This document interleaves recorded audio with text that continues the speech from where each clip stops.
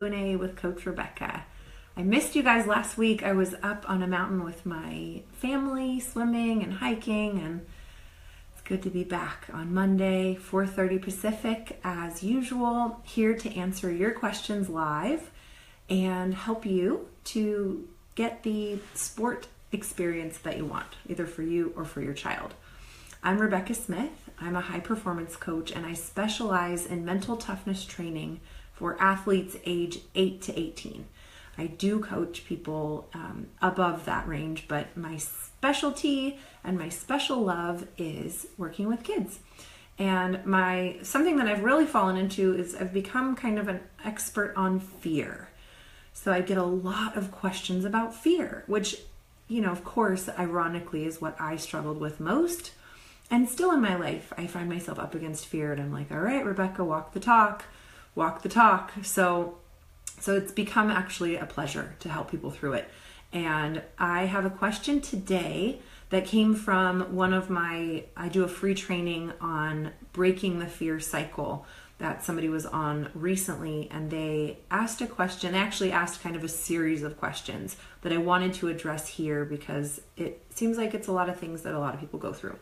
So I'll read through her question and go through it. And then meanwhile, if you have a question that you want answered while I'm live, feel free to type it in and I will do my best to get to that question live. Of course, members of the Perform Happy community, which is my online mental toughness training community, get access to me all the time. You can Q&A me anytime as long as I'm not sleeping, and I will answer your questions. So if you want more access to me, performhappy.com is the way to go. Or you can always find me for one-on-one coaching as well over Skype or FaceTime. Okay, here's our question of the day. My daughter had an injury 2 years ago and is slowly getting skills back. Her motivation and interest seem to be pulling away from gymnastics altogether. We ask her constantly if she wants to quit or take a break, and every time it's no, I want to get better and go to the Olympics. We've spoken to her coaches and they agree she's holding back. Sometimes I feel they lose patience with her and this isn't helping. I know she's upset and she needs old skills and needs to perfect the other ones, but no one's working on her new floor routine with her and she's getting discouraged. And then she asked me several questions afterwards. So it's such a common thing. People either get injured or they get afraid, or sometimes they even go on a trip or the gym's closed. I was working with a girl who the gym flooded, and so they were out of training for an entire week right as they were leading up to nationals. So you never know what's going to happen in life, and often we get set back. And there are some definite ways to stay motivated. Here are the questions hi Natasha. Here are the questions that were asked by this particular mom. First one was, how can we help figure out what she really wants and needs? Well, my first initial reaction is ask her what she wants. But of course she might not know. I mean, plenty of us have been in that position where things are not going right and you're like, I don't know what I want, but it's not this. So if she doesn't know, first, I always say communicate. Ask her first. What do you want? What do you need? What do you need from us, her parents? If she doesn't know, something that you can encourage her to do is journal. Get a journal out and just go to town. What do I want? And just kind of stream of consciousness. What do I want? What do I want? What do I want? What do I want? This is actually a great exercise for anybody, for people in business, anyone who is just feeling like not on the straight and narrow path. What do I want? And just see where your pencil or your pen takes you. And then the next question she asks is, what do I need? And what she needs is probably, the basics, like, food, shelter, safety. But there might be some other things that she feels like she needs. Maybe it's a social thing that's not feeling quite right, or she needs more compassion. So if she can say that to you, that's ideal. If she can't, have her say it to a journal just to get it clear in her own mind. I encourage journaling a lot because it helps you get things out of this abyss in your head and down onto paper where you can look at it and go, oh, well, that's not so bad, or, oh gosh, that's crazy. That's not real. So journaling is great. My guess is that what she wants is to feel successful. So what I'm going to go into next is how to help her feel successful, which is something that can help her feel motivated while she's getting her groove back, so to speak. Okay, then the next question she asks is, what should we be asking the coaches? Now, we've got this situation where the coaches are not being supportive, the kid's kind of bummed out and maybe not putting in her full effort because she's not motivated, because she's coming back after this injury and not seeing results. What do you say to the coaches? I recommend, just like with the kid, talk to the coaches and say, hey, what's the plan? What's our plan here? Because if your daughter can feel like she knows the plan, then she'll know what's coming and she won't just feel like she's being left behind. Also, if the coaches give you a plan, then the parents know, then everyone's on the same page. I was talking about recently a mom who was really concerned about over-conditioning her kid at the gym. And my suggestion was talk to the coach. And if they say, well, we're going to condition really hard for 2 weeks and then we're going to scale it back, then we're going to work on routines and then we're going to work on skills, the kid knows what to expect and they go, okay, just get through the 2 weeks. If they don't know, it can feel like it's going to be like this forever. So ask them, what is she going to need to do to get a routine? What's the plan? How can we get her on the same page with you guys so that everybody knows? And then if it's something uncomfortable, like if she doesn't enjoy that, I have to work on these skills I don't like or I'm afraid of, she knows I'm going to do that and then I'm going to do my routine and then it's going to be awesome. So if you can get a plan from the coaches, that would be great. What do the coaches recommend? And I always want to go in with the common goals as the subject of conversation. Coaches want your kid to succeed. Kid wants the kid to succeed. You want your kid to succeed. So everybody's on the same page, but we just got to figure out, how does everybody get what they need?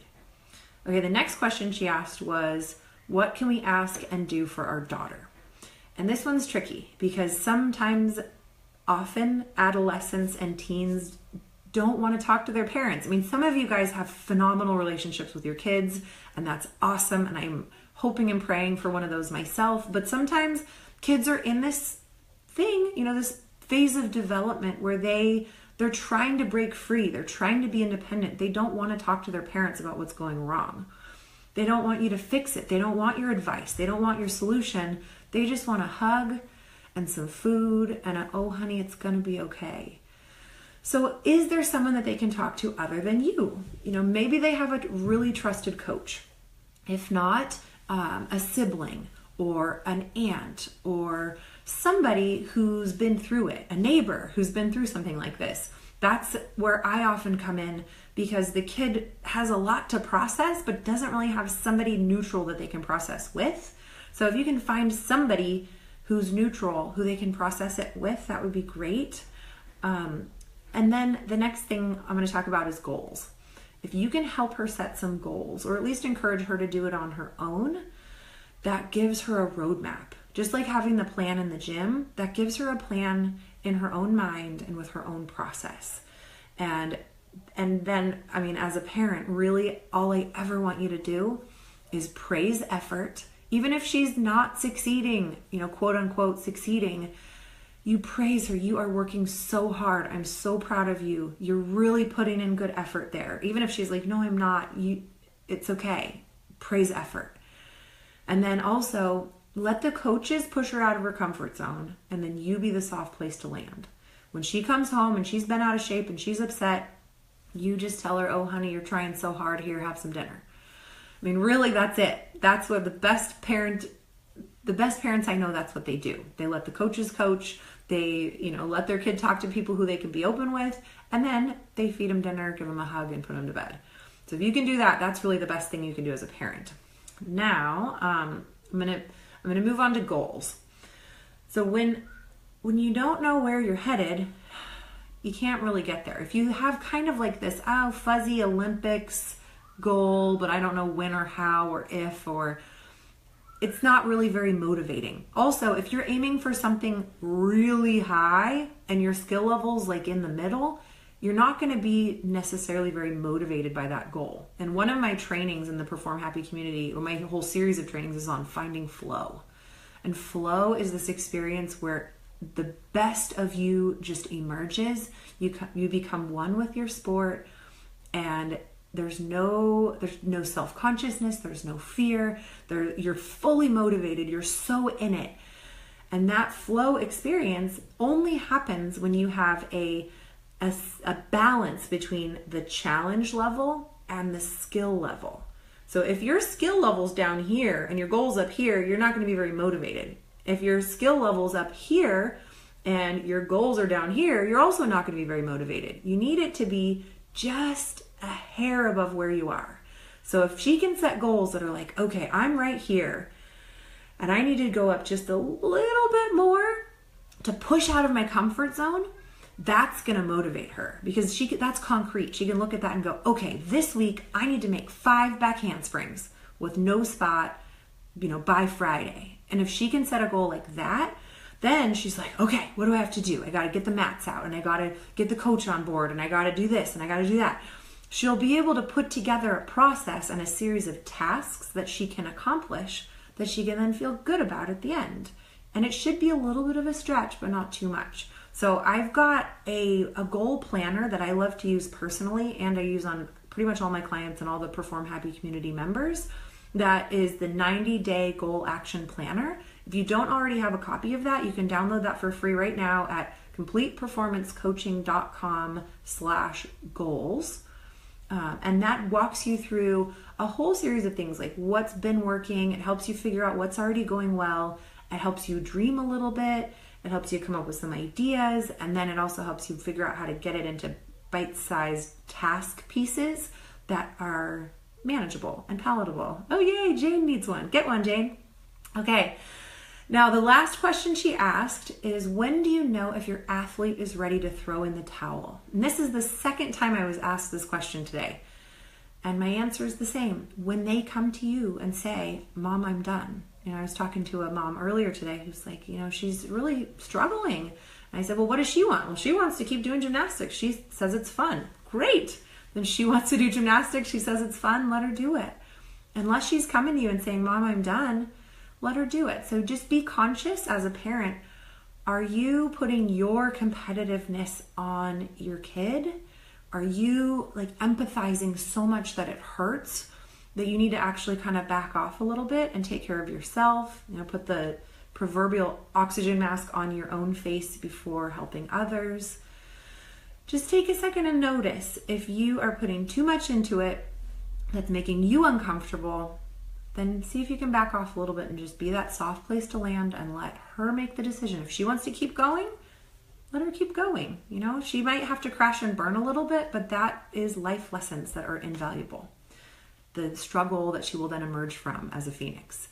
Okay, so I'll finish up, unless anyone else has any questions, I'll finish up with a little story that I heard when I first started graduate school for sports psychology.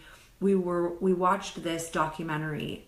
What was it called? It was called Touching the Void, if anyone's familiar with it. And it's a story of 2 mountain climbers who were climbing in horribly harsh weather. And they were climbing and there was this situation where something fell, and then there they were hanging by a rope. And it ended up that one of the guys fell down into a cavern and was left for dead. The other guy had to get himself off the mountain. They were running out of food. They were running out of water. And so this guy is distraught because his friend is dead, and now off he goes to climb down. Turns out his friend wasn't dead. He was just down in a cavern with a horribly broken leg by himself, 5 miles from base camp in winter blizzard and snow. And what did he do? Did he give up? No, because he had this drive to live and to be with his family. So he took it bit by bit by bit. And he, for 5 miles over the course of 3 days, would look out and go, I'm just going to get to that rock. And then he would army crawl his broken body to that rock, take a breath, and go, I'm just going to get to that tree. And then he would hop and hobble and crawl and get to that tree. And then he would just get to the next rock. And he did this for 3 days. No food, very little water, because his motivation and his drive was so strong to live. And if your intention is clear, if you know what you want, if you want the Olympics and you want it more than you want to breathe, you want it more than you want to feel comfortable, then you can get there in bit by bit pieces. If you want to get off that mountain, you can, but you have to break it up. If you're just sitting up on that mountain going, there's no way I'm going to get back, then there you are left to meet your demise. So if you don't have an intention, You can find one in the 90-day goal action planner. Grab that, figure out what your intention is. I have a whole session actually in the Perform Happy community on finding your intention so that you can get your heart in the game. And then all those little bite-sized goals seem manageable. And if you focus on the tasks, you can keep your motivation up and start to feel successful again. All right, everybody, thank you so much for joining me. By the way, I just started a podcast, which you can find on iTunes it's called Perform Happy with Rebecca Smith. And it's going to be a combination of these Q&A sessions, as well as on Wednesday, I'm launching an episode where I interviewed an Olympic diver, a 2-time Olympic diver. I'm super excited about that. So if you're someone who likes to listen to these, go and subscribe to the podcast. And if you love me, then please review. Please send me a good review on iTunes so that people can find me. And as always, if you have any questions, you can reach me at rebecca@performhappy.com. And I'll see you again next week.